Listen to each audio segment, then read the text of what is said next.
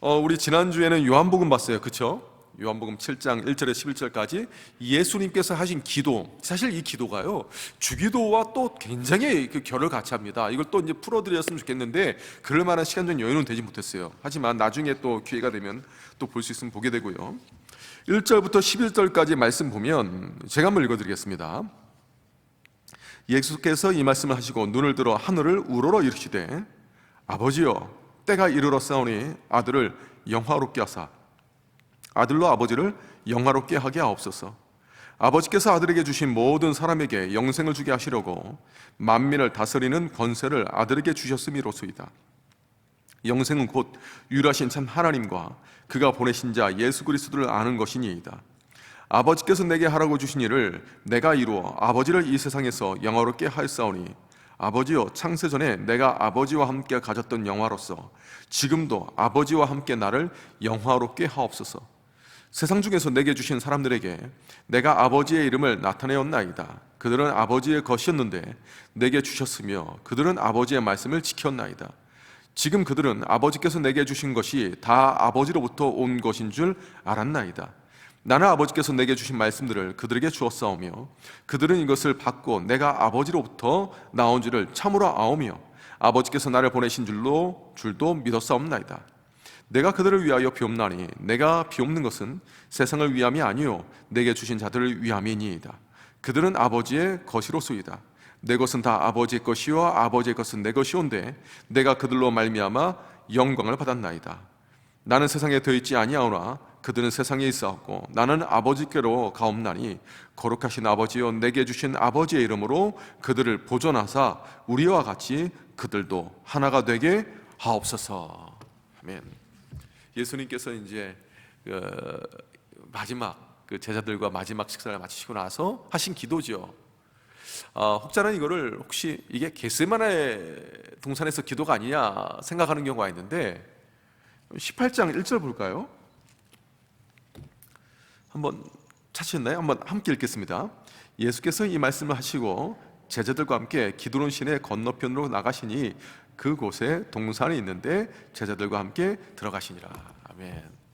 그러니까 지금요 기드론 시내를 건너기 전이에요. 그러니까 예수님께서 계셨던 곳과 겟세마네 동산에는요 그 안에 이렇게 골짜 이게 계곡 같은 게 기드론 시내가 있었는데 이 건너기 전이었다는 거죠. 그러니까 지금 이렇게 기도하시고 나서 건너서 지금 동산으로 제자들과 함께 갔다. 그러니까 겟세마네 동산 이전의 기도라는 거예요. 무슨 얘기인지 아시겠죠? 그러니까 우리 주님은요 십자가 지시기 전에 매 순간마다 정말로 간절하게 하나님께 기도하시면서 한 걸음 한 걸음 걸어나신 걸 볼 수 있어요. 이후에 보면 예수님께서요 이 십자가 그러니까 예수님께서 그 체포 당하시기 전에 군병들이 예수님 막 잡으러 오는데 주님께서 말씀 한마디 한마디 하늘의 영권이 임하는 것을 보게 됩니다. 그건 나중에 한번 볼게요. 주님께서 매 순간마다 기도로서 전진해 나갔어요. 저는 이게 저한테 굉장히 큰 도전이 돼요. 말씀, 하나님의 뜻, 하늘을 우러러보는 거, 하늘을 우러러보고 말씀을 가르치고 기도하시면서 나가는 거.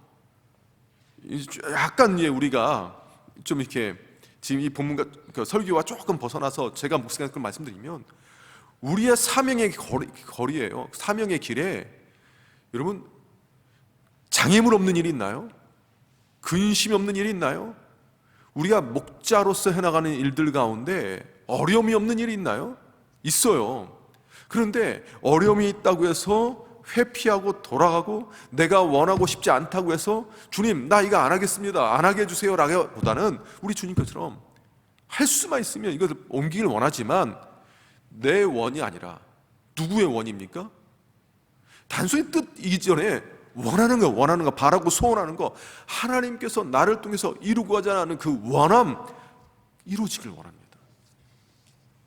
이거 아니면 넘어져요. 기도 아니면. 목자도 마찬가지고 교회도 마찬가지입니다. 어렵다고 현실이 힘들다고 장애물이 있다고 돌아갑시다 아니에요. 아버지의 원함이 있으시면 나가야 되는 거예요. 이게 복음의 전파가 언제 활짝 복음의 문이 열려서 그렇게 복음을 전하러 다녔나요? 핍박이 있고 어려움이 있고 고난이 있고 환난이 있었지만 내 인생을 쏟아붓고 내 가진 것까지 쏟아부어야 될 일이 있었지만 그럼에도 불구하고 아버지의 원함이 있기 때문에 그 길을 걸어간 거 아닙니까? 이게 우리의 정신이어야 된다. 주님께서 이 기도를 통해서, 이 모습을 통해서 우리 가운데 보여주신 것이 바로 이겁니다. 이게 영적 강골, 영적인 권세를 가진 교회 성도들의 특징이에요. 그럼 목사가 마찬가지고요. 뭐 조금 힘들다고 목사가 그냥 하지 맙시다 이래버리면, 글쎄요. 그러니까 제가 항상 가슴에 새기는 것 중에 하나가 뭐냐면, 예전에 군대에 있을 때요, 저는 북한군이 항상 이렇게 앞에, 그러니까 최전방이었어요. 우리나라 최전방 중에 유일하게 북한과 제일 톡 올라온 데가 있어요. 이게 바로 철원이에요. 철원. 서울과 직선 거리에 최전방에. 그리고 저희가 이제 굉장히 중요한 요충지에 있고, 뭐 전쟁에서 한 번도 진 적이 없는 부대라 해서 그런지 우리 맞은편에는 북한의 특수부대가 9개 있었어요. 우리는 하나 있는데. 그러니까 얼마나 훈련을 빡세게 하겠습니까? 물론 다른 부대도 훈련을 많이 해요. 많이 합니다. 다 고생합니다. 근데 이제 저희도 많이 했던 편에 있는데, 항상 지휘관이 했던 말 중에 하나가 뭐냐면, 저 적군보다 더 무서운 게 뭐냐면 멍청한 지휘관이다. 적보다 무서운 건 멍청한 지휘관이다 라는 말을 항상 했어요. 저는 이게 정말 제 마음에, 지금 이단보다 더 무서운 게 뭔지 아십니까? 깨어있지 못한 목사예요. 준비되지 못한 목사가 저는 이단보다 더 무섭다고 생각해요. 그렇기 때문에 저는 제 자신을 항상 그리스도께 쳐서 복종하지 않으면, 여러분 조심하십시오. 저는 이단보다 더 무서운 사람이 될지도 모릅니다. 적그리스도보다 더 무서운 사람이 될지도 몰라요. 깨어있지 못하면. 저는 이제 그런 마음으로 우리 부교육자들한테 이렇게 때로는 그러니까 담임 목사는요, 부목사님들한테 세 가지 역할을 해야 됩니다. 하나는 동역자예요. 옆에서 같이 도움도 주고 격려도 하고, 또 하나가 뭐냐면 감독자 역할을 해야 돼요. 제대로 하고 있는가. 또 하나가 뭐냐면 스승으로서의 역할을 해야 돼요. 근데 스승과 감독자의 역할을 게을리하면 부교육자들은 담임 목사님 되게 좋아요. 저도 이제 부목사 생활을 해봤으니까 알잖아요. 그죠? 그런데 이 감독자와 스승 역할을 제대로 못하면 나중에 한 교회가 무너질 수 있어요. 왜냐면 저분들도 나중에 다 한 교회 담임 목사가 되면, 크고 작은 교회, 그 목회자에 의해서 교회의 건강도가 영향을 많이 받을 텐데 준비되지 못하면 교회가 무너지는 거 아닙니까? 그러니까 잔소리를 좀 하는 편이에요. 근데 요새는 좀 안 하려고 하는데, 특세하고 좀 이렇게, 그러니까 안 하는 편인데, 조금 지나면 또 이제 허틀어 보이면 또 그럴까요? 왜냐면 이게 교회를 위한 길이고 또 교육자들을 위한 길이고, 제가 지금 드리고자 하는 말씀이 뭐냐면, 항상 우리의 삶도요, 주님께서 보여주셨던 것처럼 깨어서 기도하며 말씀 가운데 전진해 나가지 못하면, 목자님들은 어디든지 간에 지금 리더십의 자리에 있지 않습니까? 목장 안에서는 목자의 위치에 있고, 가정에서는 어머니의 위치에 있는 거, 리더십이에요. 리더십. 그래서 너무 중요한 위치에 있어요. 우리 목자님들이 가정이든 어디든 굳건하게 있어야 가정이 바로 서게 되고요, 목장이 바로 서게 되고, 하나님께서 우리 목자님들을 위한 기대가 너무나 크시고, 또한 은혜도 많이 부어주시고, 그만큼 상급도 많이 예배 놓으셨습니다. 제가 이제 부담드린 얘기 한참 해놓고 마지막에 진짜예요. 지금 우리가 그만큼 하나님께서 우리와 함께 하시고 은혜를 많이 주시겠다는 있습니다. 자, 그러면 이제 오늘 이렇게 질문제로 돌아올게요. 자, 예수님의 삶의 특징과 각각의 의미가 뭐냐, 우리가 어떻게 깨어서 주님 이렇게 붙들고 나가느냐 봐야 되는데, 예수님의 삶의 첫 번째 특징이 뭡니까? 눈을 들어서 하늘을 뭐하는 삶을 살았다는 겁니까? 우러러보는 삶을 살았어요. 우러러보시는 삶을 살았어요. 이게 바로 믿음의 길이에요. 저는 우리 하나님께서 이 땅에 인간의 모습으로 오셨잖아요. 하나님이시잖아요. 그러면 얼마든지 스스로 모든 일을 할 수 있고, 권세가 있고, 능력 있고, 지혜가 있지 않습니까? 근데 우리 주님께서는요, 종종 그러셨어요. 나는 내 스스로 할 수 있는 게 아무것도 없다. 나 아버지 뜻대로만 한다. 전 처음에 이 말씀 읽을 때 그냥 한 번은 처음에는 그냥 후루룩 지나갔지만, 진지하게 봤을 때 묵상에서 막혔던 적이 있었어요. 제가 그때 이제 어렸으니까 30대 초반에. 아니, 다 큰 성인이 아버지 뜻이 아니고 내가 할 수 있는 게 아무것도 없다? 과장이신가? 아니, 하나님이신데. 진지하게 묵상하면 묵상할수록 이 부분이 뭔 말인지 머리는 알겠는데 삶에서는 무슨 말일까 싶었던 거예요. 근데 지금 보면 주님께서 그러심에도 불구하고 매 순간마다 주님은 눈을 들어서 하늘을 우러러보시는 삶을 살았다. 이게 무슨 의미일까요? 무슨 의미일까요? 저는 말씀 준비하니까 여러 가지 이제 상황이 연상이 되는 거예요. 여러 가지 상황이 연상되는데, 하나는 뭐냐면 저희 자녀들 뭐 하면 아빠 쳐다보고, 뭐 하면 아빠 쳐다보고, 아빠 이거 안 돼요, 아빠 이거 좀 빼주세요. 근데 저한테 혼나고 나서는요, 아빠 저 이거 안 돼요, 못 하더라고요. 그러니까 왜 그럴 때 있잖아요. 한참 귀할 때만 있고 때로는 뭐 잘못해서 혼냈을 때는, 관계에 조금 서먹서먹하고 할 때는, 집단에는 아빠한테 도움을 잘 못 받아요. 이렇게 못 오더라고요. 이게 뭐냐면 우리 주님께서는요, 이렇게 하나님께 혼났다는 얘기가 아니에요. 오해하지 마세요. 항상 하나님을 바라보고 하나님과의 관계가 정말 밀접했다. 삼일째 하나님은 말로만 삼일째 하나님이 아니라 이 땅에서 정말 하나님과 관계가 정말 밀접했고, 매 순간마다 하나님 바라보게 되었고, 하나님의 도심을 매 순간 바라보게 되었고, 그러니까 저는 저희 자녀들이 이제 연상이 됐고요. 또 하나가 뭐냐면, 저는 저희 어머니가 강아지 2마리를 키웠어요. 하나는 제가 이제 군대 가니까 허한 마음에 새끼 강아지를 입양하셨고, 또 한 마리는 유기견이 따라와서 새끼 때 따라오니까 그걸 키웠는데, 얘네도 특징이 있어요. 그러니까 지금 둘 다 죽었어요. 죽었는데, 한 마리는 새끼 때부터 키웠던 강아지는요, 얘는 산책을 시키면 지가 앞서 나가야 돼요. 그러니까 항상 지가 제 발 뒤 따라오는 거 답답하게 느꼈는지 지 시야에 자연 만물이 앞서야 돼요. 그래서 지가 먼저 가요. 지가 원하는 데로 가야 돼요. 그리고 얘 특징이 뭐냐면 가다가 뒤돌아봐요. 항상. 근데 한 번 잃어버렸던 강아지 있잖아요. 걔는 절대 제 앞으로 나가지 않습니다. 제 뒤를 따라와요. 제 뒤를 따라오면서 저를 바라보면서 꽃향기도 맡고 킁킁대기도 해요. 이렇게 막. 그러니까 잃어버렸던 경험 있는 강아지는 절대 안 잃어버렸는지 제 발 뒤를 졸졸졸 따라오고, 한 번도 잃어버리지 않았던 강아지는 아주 이것이 버르장머리 없이 주인보다 앞서 나가서 먼저 막 가요. 지원하는 대로 가려고. 그런데 항상 오는지 안 오는지 쳐다봐요. 근데 공통점이 뭐냐? 2마리가 저를 쳐다볼 때는 이렇든 저렇든 간에 저를 절대적으로 의지하는 거죠. 그러니까 이 사건이 이제 장면이 기억났던 거예요.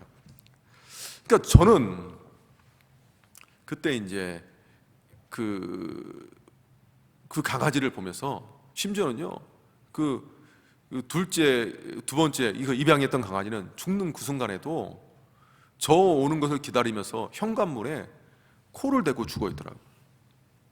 그러니까 항상 바라보고 있나. 그러니까 이게 뭐냐면 절대적 의존 관계 아닙니까? 기다리고 바라보고. 그러니까 제가 이게 좀 강아지를 예를 들기에는 우리 예수님이 너무 거룩하신 분인데 이게 좀 맞지 않아서 제가 이 예화는 뺐지만, 그때 그것이 연상이 됐어요. 그러면서 우리 예수님은 절대적으로 하나님을 신뢰하고 바라보고 매 순간마다 주님 의지하며 살아가셨다. 이게 바로 눈을 들어 하늘을 우러보는 삶의 모습입니다. 우리는 어떤가? 그래서 기도도 마찬가지예요. 하늘에 계신 우리 아빠요. 기도하게 하신 것은 절대적으로 신뢰하고 바라보게 한 거 아닙니까? 예수님께서 기도할 때 금했던 2가지, 하나님 무시하는 거, 뭐죠? 외식하는 기도. 하나님 앞에 모셔두고 다른 사람에게 신경 쓰기 대화하는 거는 하나님 무시하는 거예요. 근데 하나님 바라보게 하는 거. 그리고 우상 숭배, 우상 취급하는 거, 하나님을 이방들과 중언부언 기도하는 거 원하지 않으셨어요. 하나님 바라보고 절대적으로 신뢰하고 하나님을 의지하며 하나님의 도우심을 바라보며 기도하게 하시면서, 하늘에 계신 우리 아버지요, 이름이 이렇게 자꾸 구하게 하신 거예요. 우리 주님께서 지금 하늘을 우러러 보시고 뭐라고 합니까? 아버지요. 절대적 의존관계예요. 자, 그러면 예수님의 삶 두 번째 특징이 뭐죠? 때마다 하나님께 뭐 하시는 삶이었습니까? 기도하시는 삶이었어요. 기도하시는 삶. 예, 기도하는 삶. 그러니까 소통이 잘 됐던 거예요, 하나님과. 아까 말씀드린 것처럼 이건 제가 이제 이거 과 나가기 전에 예수님은 십자가를 지시는 그 순간에도 매 순간마다 기도하면서 나가셨다. 심지어 제자를 선택할 때에도 밤이 새도록 기도하셨다. 예. 저는 정말 기도하며 준비했던, 물론 미처 기도하지 않았는데도 하나님께서 예기치 못하게 주신 은혜들도 너무 많아요. 감사해요. 근데 기도 제목을 미리 주셔서 기도해 하신 것도 너무나 감사한 게 많아요. 저는 정말로 계속해서 오랫동안 기도했던 제목 중에 하나가 뭐냐면 저희 아버지 영혼구원, 술 담배 끊으시는 거, 그래서 우리 그 가족이 예수 믿는 거, 뭐 그런 거 있잖아요. 그러니까 며느리들 같으면은 시댁이라고 표현하는데, 저는 이제 저희 집을 친정이라고 표현할 수 없잖아요. 그렇죠? 친가. 그 친가가 정말 예수 믿도록 돌아오는 게 계속해서 기도 제목인데 이게 이루어지고 있고, 또 하나가 뭐냐면 제가 이제 예전에도 말했던 것처럼 중학교 때부터 저는 배우자 놓고 기도했어요. 연애를 한 번도 한 적이 없었지만 대학생 제 아내 만나기 전까지 배우자 놓고 기도했어요. 그래서 그 중에 하나가 하나님, 제 배우자 남자친구 안 생기게 해주세요. 어린 마음에. 그리고 만약에 생기더라도 정말 기분은 안 좋은데요, 순결하게 해주세요. 근데 우리 하나님께서 기도를 너무 세게 들어오셨어요. 저도 그렇고 저희 아내도 그렇고 제대로 연애한 거 우리가 처음이에요. 처음. 또 그런 거. 그리고 제가 부목사로 할 때도 기도하면서 또 유학에서 돌아올 때 기도 뭐 그렇고, 또 옮길 때 항상 기도했고, 담임 목회자를 위해서도 하나님께서 미리 기도하게 하셨고, 제가 이건 몇 번 말씀드렸잖아요. 그러니까 인생의 중요한 것들에 대해서는 미리 기도 제목을 주셔서 항상 기도하면서 전진하게 하셨어요. 근데 미리 모든 것을 활짝 보이셨냐? 아니요, 스텝 바이 스텝이었어요. 그래서 기도로서 뚫어내게 하시고, 기도로서 나가게 하시고, 마치 요단강에 발 담갔을 때 갈라지게 한 것처럼 기도하면서 도전했을 때 열어주시고, 그런 일들이 있었어요. 근데 이 참 은혜가 돼요. 너무나 감사해요. 때마다 하나님께 기도하시는 삶을 사셨다. 우리 주님 보여주신 분이죠. 그럼 우리는 어떤가? 또 세 번째 예수님 삶의 특징이 뭐였죠? 영원한 뭐를 추구하셨습니까? 영광을 구하시고 그 영광을 나누는 삶이셨어요. 우리에게 주시는 삶. 우리도 영원한 영광 구해야 돼요. 누가 저한테 그런 얘기를 합니다. 제 동기들 중에서는 그래요. 저 신학대학원 저희 동기들이 한 700명 돼요. 그러니까 이렇게 정식 코스 있는 분, 그리고 이제 사명가, 하여튼간. 근데 하는 얘기가 우리 전후 동기들 중에서 박 목사가 제일 잘 나가지 않느냐, 소위 말해서 이렇게 표현을 해요. 그리고 뭐 오륜교회든 수영로교회든 출신 중에서 지금 제일 잘 나가지 않느냐, 그런 얘기를 해요. 근데 그 이유가 뭐냐 물어보면 잠실에 큰 교회 왔다, 그게 잘 나가는 겁니까? 그건 아니잖아요. 저는 그렇게 생각 안 해요. 그거는 인간의 영광을 구하는 거라고 생각하고, 그것이 잘 나간다고 저는 생각한다면 이것이 지금 크게 드러나지 않았기 때문에 이것이 지금 크게 위험하다 느끼지 않을지 모르겠지만 세상의 영광을 추구하는 목사가 될 수 있어요. 저는 제가 봤을 때 대형교회 목사님들 인생이 좋아 보이느냐? 안 좋아 보여요. 그러니까 일반적으로 이게 막연하게 생각하면 대형교회 목사님 되면 되게 막 이렇게 대우를 받을 것 같고, 대형교회 목사님들 보면은 굉장히 막 잘 살 것 같고 화려할 것 같잖아요. 훨씬 더 피곤해요. 제가 가까이서 보니까. 왜 대형교회는 세습하는지 난 솔직히 이해가 안 되는데, 뭐 궁금한 건 있겠죠. 이렇게 짚히는 건 있지만 대형교회 목사님들 안 좋습니다. 소위 말해서요, 이렇게 특세 막 하고 뭐 그냥 되는 줄 아세요? 그 힘들어요. 그리고 그런 얘기를 해요. 담임 목사님들이 저 옛날에 부목사 했을 때 그런 얘기를 하세요. 나는 목양실에서 설교 준비하고 빛 한 줌 못, 교회가 달려 있으니까 하는데, 이 날 밝은 날 좋은 데 다니면서 성도들과 좋은 거 먹으러 다니는 건 다 부목사님들이라고. 저는 그때 뭐 우리는 부목사고 뭐 우리는 어떻게 뭐 하루살이고 담임 목사님고 뭐 이렇게 생각했는데, 막상 집에 와서 보니까요, 예, 저는 뭐 목양실하고 제자훈련 하죠, 뭐 이렇게 하죠. 근데 뭐 지금 코로나 상황이지만 그거 아니면요, 뭐 맛있는 거 먹으러 다니는 건 다 우리 부목사님들이더라고. 저는 이제 집에 가서 밥이나 먹고 와가지고 또 이제 또 하고. 이게 책임감이 더 크고 부담감이 더 크고, 세상의 영광은요, 예, 기쁨이 없어요. 그거를 단순히 크다, 단순히 뭐하다 여기에만 하면 예, 기쁨이 없어요. 영원한 영광을 추구할 때 그 가운데 기쁨이 있는 거예요. 근데 제가 감사하게도 제가 봤던, 제가 섬겼던, 그러니까 배웠던 목사님들은 그런 거 추구하지 않으시고, 오히려 목사님들의 기도 제목이 하나님께서 영광 받으시고 교회가 힘있게 일어나는 거지만 자신들은 무명으로 있게 달라는 그 기도 제목을 항상 하시더라고요. 그때는 이제 그런가 보다 했는데, 지금은 그것이 무슨 말인지 알겠어요. 다른 거에 마음 뺏기면요, 예, 한순간 사탄이 틈탑니다. 목회자를 넘어뜨리기 위해서 사탄이 얼마나 영적 전쟁을 치열하게 벌이게 하겠어요. 제 마음도요, 순간 방심하면 저 부목사 때보다 훨씬 더 영적 전쟁이 치열해요. 사탄이 저를 넘어뜨리기 위해서 얼마나 하루에도 수십 번씩 수백 번씩 제 마음을 쥐고 흔들려고 하는지 아십니까? 가만히 있다가도요, 은혜 가운데 있지 않으면, 제가 영적 민감도를 잃어버리면 사탄이 제 안에 먹구름을 끼우치기 위해서 얼마나 노력하는지 아십니까? 그러니까 훨씬 더 치열하게 살아요. 예전보다도. 예전에 제가 손 놓고 손 빨고 사는 게 아니에요. 근데 훨씬 더 치열하게 살지 않으면 내 안에 기쁨이 사라져요. 정말로. 그렇기 때문에 순간순간 매 순간 바라봐야 될 것은 영원한 영광을 바라봐야 돼요. 영원한 거. 하나님께 나에게 주실 영원한 거. 그래서 제가 지난주에도 목양실에서 또 우리 8시 예배 2부 예배잖아요. 설교하기 전에 제가 하나님께 정말 소원이 뭐냐면, 정말 하나님께, 하나님 저 이렇게 살고 있는데 내가 정말 하나님께 칭찬받을 수 있을까요? 다른 거 그때는 뭐 상급 다른 거 뭐 이렇게 별로 욕심 나지도 않았고, 그냥 하나님께서 너 정말 애썼다, 정말 애썼다, 그 한마디면 나 안에 이루만 할 수 없는 영광이 되겠다. 이거 하나 소원이에요, 소원. 그래서 영원한 영광을 바라보셨던 우리 주님, 우리도 마찬가지입니다. 영원한 영광 바라보지 않으면 무조건 넘어지게 돼 있어요. 그거예요. 시간 많이 지나가니까 빨리 지나갈게요. 자, 2번 문제 우리 함께 읽습니다. 예수님께서 내 삶의 모습을 살펴보신다면 어떻게 평가하실 것이라 생각합니까? 예수님의 삶의 모습과 비교하여 이야기해 봅시다.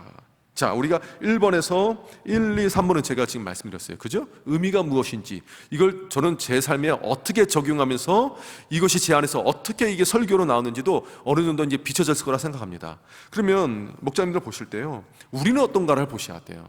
우리는 어떤가, 무엇을 바라보고 살아가느냐, 내가 매 순간 누구를 바라보느냐, 내가 어떤 영광 추구하며 어떤 것을 구하는가. 자, 그 부분을 3번과 4번에서 나누시면 됩니다. 예. 자, 내가 구하는 삶의 목적은 다 이게 아실 테고, 3번도 한번 질문 읽겠습니다. 위에서 살펴본 예수님의 삶의 모습 3가지를 생각해 보면서 나의 신앙의 태도와 기도 생활에서 닮아가고 싶은 분이 있으면 나눠봅시다. 예. 2번, 3번은요 어울러서 함께 하시면 되고요. 4번은 제가 이제 제자훈련하면 종종 내는 숙제인데, 오늘 배운 걸 가지고 한번 집에 돌아가셔서 기도문을 한번 만들어 보세요. 예. 한번 이렇게 정리해 보도록 해요. 그래서 한번 카톡에 올려봅시다. 서로가 이제 격려하고 칭찬하게 하고 하거든요. 그래서 예수님 모습 보면서 나도 이렇게 주님 닮아가고 싶습니다라는 것을 한번 기도문으로 작성해 보시면 좋을 것 같아요. 예. 그러니까 질문 있으신 분? 예. 예. 예수님은요 영원한 영광을 구하셨고요, 영광을 그러니까 베푸시는 삶을 사셨어요. 나누시는. 그러니까 우리 말씀 보면 예수님께서 뭐라고 말씀하십니까? 자, 11절 보면 잠깐만요. 11절이 아니고요. 순간 제가 지금 잠깐만요. 지금 잘 안 보이는데 예수님께서 뭐라고 말씀하시면 아버지께서 나에게 주신 것을 내가 또한 그들에게 주었다라고 말씀하세요. 몇 절일까요? 22절. 감사합니다. 내게 주신 영광을 내가 그들에게 주었사오니 이는 우리가 하나가 된 것 같이 그들도 하나가 되게 하려 함이니이다. 주님께서 받으신 영광을 뭐라고 합니까? 내가 그들에게 주었다라고 말씀하시거든요. 그러니까 그 영광을 우리가 바라볼 수 있는 근거가 바로 여기 있다라는 거예요. 감사합니다. 22절 말씀해 주셔서. 자, 또 질문 있으세요? 오늘은 제가 내일 새벽 설교하고 금요철야 새벽 설교까지 다 두 편을 준비해야 돼요. 그래야지 내일 주일 설교를 한번 묵상하고 연구하고 다시 준비하고, 그래 금요일 날은 또 오전에 주보도 보고 교회 결정하고 금요철야 설교 준비하고, 토요일 날은 지금까지 제가 막 결혼식 주례 있었고 면담이 있었는데 다시 한번 주일 설교를 다시 한번 다듬거든요. 그러려면은, 그리고 이제 토요일 날 또 월요일 설교를 준비해야 주일날 걱정 없이 말씀을 전하고 저녁에 막 힘을 다해서 전할 수 있는데, 하여튼 위해서 기도해 주십시오. 제가 기도하고 마치도록 하겠습니다. 하나님 아버지 감사합니다. 오늘 우리 목자 교육을 우리 함께하게 하심을 감사드립니다. 나의 하나님, 목자님들마다 하나님께서 함께 하셔서 주의 은혜가 넘치게 하시고 우리가 예수님 닮아가는 삶을 살게 하여 주시옵소서. 모든 것을 주께 택하며 예수님의 이름으로 기도합나이다. 아멘.